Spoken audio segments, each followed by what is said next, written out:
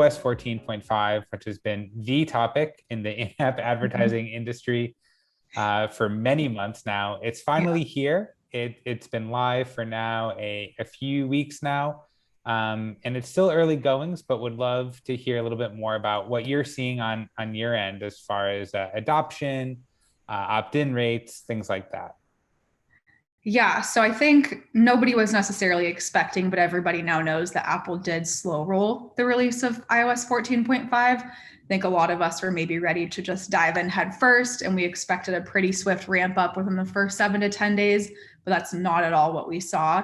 We heard through the rumor mill that Apple intentionally only let out 10% of the auto updates in that first week.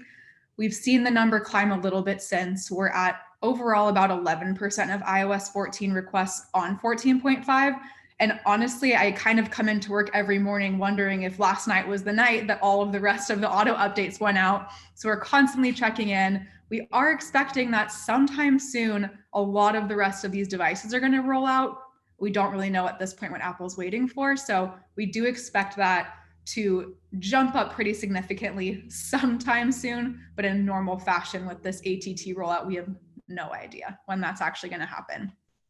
In terms of like 14.5 specifically, we are, which is not a surprise, seeing an extraordinarily high percentage of this like lat and do not traffic type of user. Right now, we're seeing about 90% total of users that we don't get device IDs from. Now, if we're actually looking at those that were showed the pop-up, not just those that were grandfathered in with their previous iOS 14 tracking settings, we are seeing about a 20% opt-in rate, which is encouraging, but it's just kind of far outweighed at this point by all of the users that can't receive the prompt at all. So it's a very high percentage.